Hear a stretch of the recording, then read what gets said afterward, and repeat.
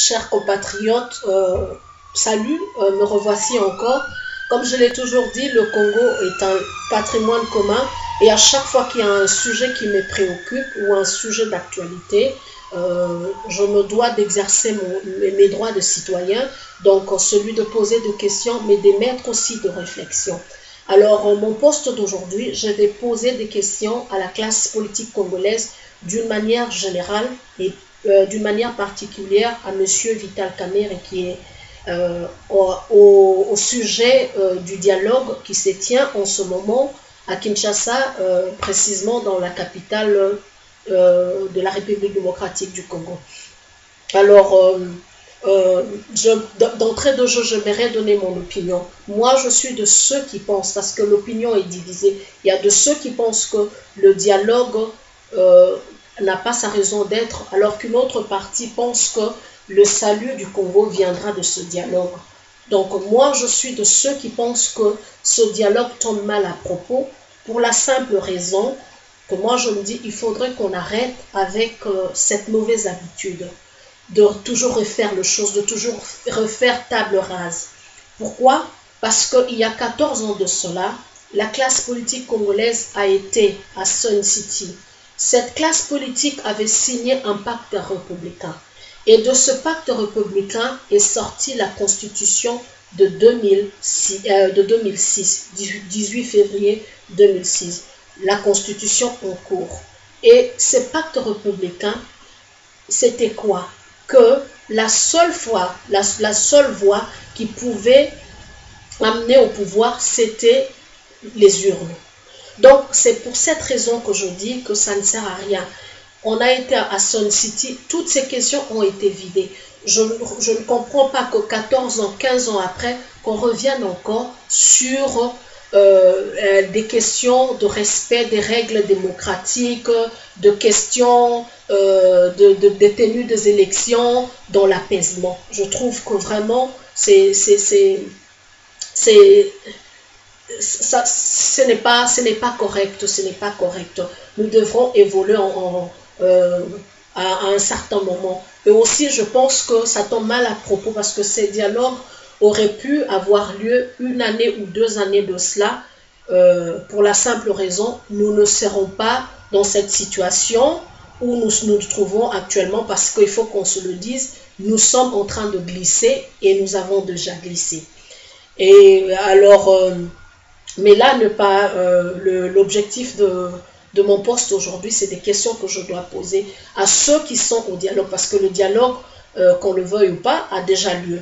Alors, à ceux qui sont au dialogue, vous dites que vous êtes là parce que vous voulez respecter la résolution 2277. Plus précisément, le paragraphe 10 qui dit que avant la tenue des élections, il faudrait au préalable qu'il y ait un dialogue entre le parti en jeu. Je vous le conseille, vous dites que vous voulez sauver la maison Congo. Mais seulement, moi je voudrais savoir, puisque vous voulez sauver la maison Congo, d'où vient que maintenant vous êtes en train de percevoir des perdièmes? Est-ce qu'il faudrait-il nécessairement être payé pour apporter des solutions à son pays? Parce qu'il y a un budget de plus d'1 million qui a été débloqué pour ces assises qui ne dureront que 14 jours. Au Bénin, par exemple, lorsqu'il y a eu leur conférence nationale, ils y sont partis, ils y sont allés sans que quelqu'un ne puisse percevoir ne fût-ce qu'un centime, parce qu'ils voulaient trouver des solutions aux problèmes qui rongeaient leur pays. Donc, c'est ça cette mauvaise habitude. Hier, il y a eu la rentrée scolaire. Pensez aux millions de vos compatriotes qui, hier, n'ont pas pu envoyer leurs enfants à l'école. Non pas parce qu'ils avaient respecté le mot d'ordre de l'opposition, du rassemblement plutôt, qui a demandé à ce qu'il y ait école morte. Je ne pense pas. Beaucoup de vos compatriotes ont été dans l'incapacité, dans l'impossibilité d'envoyer leurs enfants parce qu'ils n'ont pas pu être rémunérés, ou ce qu'ils ont comme salaire est maigre. Et vous allez là-bas, vous dites que vous voulez sauver la maison Congo et vous vous faites payer. Donc, moi je trouve ça paradoxal. La deuxième question, le sujet principal de ce dialogue, c'est la tenue des élections. Donc, quand on parle des élections, ça veut dire que on parle de la population. On ne peut pas parler des élections sans parler de la population. Et voilà que ces assises se passent à huis clos. Voilà que l'accès à l'information est barré. La population ne sait pas de quoi vous êtes en train de parler, sur quoi vous êtes en train de discuter, quelles sont les décisions qui vont sortir de là. Et ça aussi, ça donne lieu à des suspicions. Parce que si cela concerne la tenue des élections, rien que la tenue des élections, par exemple l'élaboration du calendrier, la fixation de la date de la tenue des élections, moi je crois que ça, ce n'est pas un secret. Ce n'est pas un secret d'État, ce n'est pas un secret défense. La population aimerait savoir. Donc, mes deux questions à la classe politique congolaise: pourquoi il faut à tout prix que vous soyez payé? Pourquoi la population n'a pas accès à l'information? Parce que nous voudrons savoir, nous ne voulons pas qu'on vienne à la fin de travaux nous dire que nous avons décidé de telle chose, comme ça a toujours été le cas. À chaque fois qu'il faut décider du sort du pays, on ne consulte ni n'associe la population, et comme conséquence, vous prenez des décisions impopulaires. Et le deuxième volet de mon poste, j'avais dit, c'est des questions que je posais particulièrement à M. Vital Kamerhe, président de l'UNC, co-modérateur du dialogue. M. Vital Kamerhe, je vous apprécie beaucoup. Vous êtes un monsieur intelligent. Vous êtes ambitieux, je vous le concède, en dépit de vos airs modestes. Vous êtes très ambitieux et prétentieux. Je vous le concède, mais cela n'est pas le problème.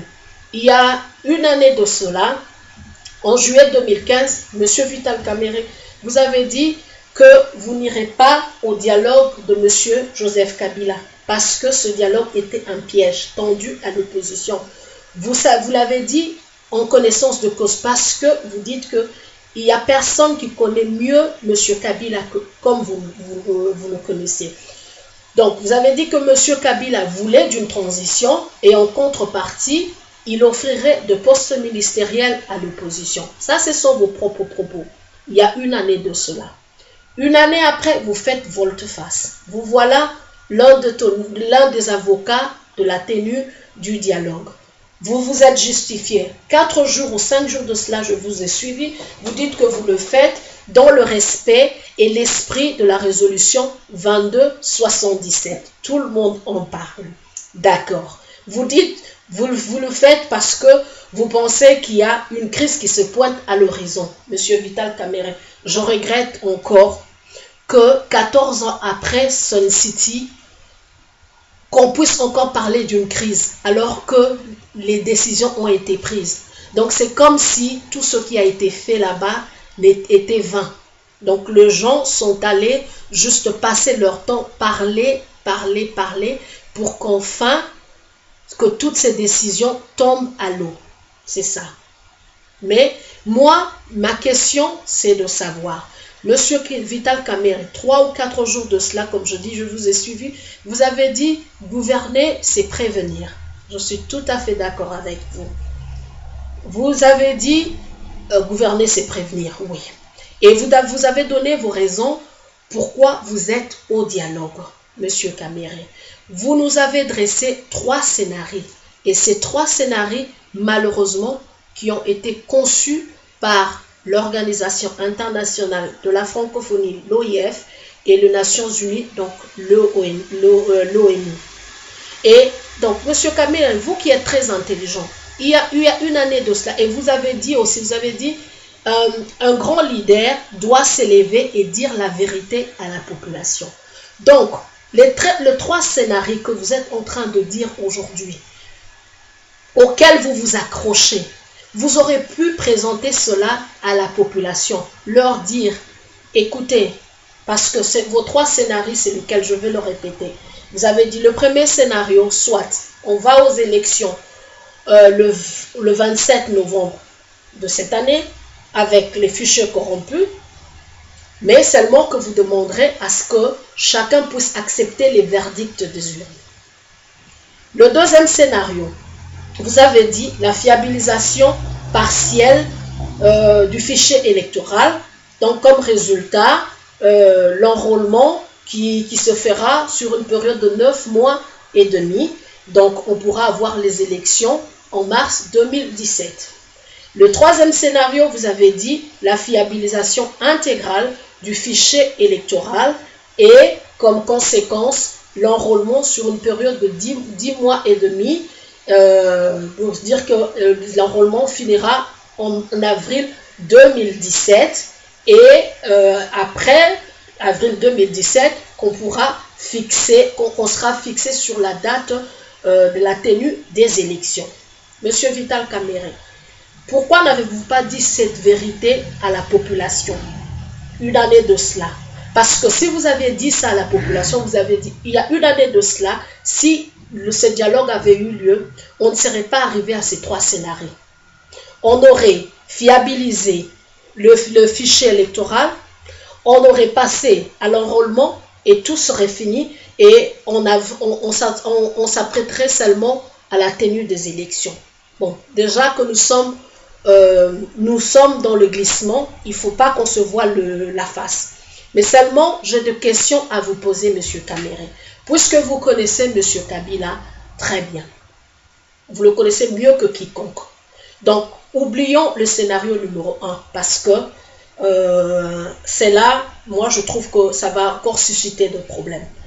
Supposons que vous optez pour le scénario numéro 2. C'est-à-dire que les élections aient lieu en mars 2017. Comment allez-vous appeler la période qui va aller de 19 décembre en mars 2017? Comment allez-vous l'appeler? N'est-ce pas une transition? N'est-ce pas une prolongation? Je ne sais pas quel terme vous allez utiliser. Moi, je ne suis pas juriste. Expliquez-moi. N'est-ce pas une façon de pouvoir maintenir M. Kabila au pouvoir? Est-ce que après mars 2017, sommes-nous sûrs que M. Kabila partira? C'est ça. Supposons que vous ayez adopté le scénario numéro 3. On accorde un bonus de 10 mois à M. Kabila. Quelles sont les garanties que M. Kabila, qui est votre ami, parce que vous dites que vous le connaissez mieux que quiconque d'autre, quelles sont les garanties que M. Kabila donne au peuple congolais? Parce que le vrai problème ici, ce n'est pas l'opposition. Le vrai problème ici, c'est M. Kabila. Est-ce que M. Kabila a cette volonté de partir? Est-ce que M. Kabila va-t-il permettre que les élections aient lieu? C'est ça la question. Et M. Kamerhe, je voudrais que vous me fixiez sur la position de M. Kabila que vous semblez connaître mieux que quiconque d'autre. Et pour finir mon intervention, je voudrais interpeller la classe congolaise, la classe politique congolaise. Mes chers compatriotes, ce pays nous appartient tous. Et moi, en tant que chrétienne, je vous le dis, un jour, nous disparaîtrons et nous serons comptables devant Dieu. Et Dieu nous posera cette question: qu'avez-vous fait de ce pays, de ce beau, grand et riche pays que je vous avais donné? C'est la question que Dieu nous posera. Aujourd'hui, nous envions d'autres nations, mais nous oublions que ces nations sont devenues ce qu'elles sont parce qu'il y a eu des gens qui se sont sacrifiés, parce qu'il y a eu des gens qui ont posé des bases. Et aujourd'hui, les générations actuelles en bénéficient. Donc, il n'y a pas de mal. Je vous dis, si aujourd'hui vous posez des bonnes bases, dans 50 ans, dans 100 ans, vos grands-enfants, vos arrière-grands-enfants seront fiers de dire: c'est mon grand-père ou c'est ma grand-mère qui a fait que ce pays devienne ce qu'il est aujourd'hui. Et je vous dis, il y a plus d'honneur, il y a plus de gloire, qu'on puisse parler de vous 50 ans après ou 100 ans après votre mort, qu'on puisse parler de vous en bien, que de pouvoir tirer des bénéfices temporaires qui sont quelques postes ou quelques pièces de monnaie. Je pense que ce n'est pas cette gloire que vous cherchez. Cherchez à ce qu'on puisse parler de vous-même après votre mort. Donc, merci beaucoup. Que Dieu bénisse le Congo et que Dieu bénisse tout le peuple congolais. Merci.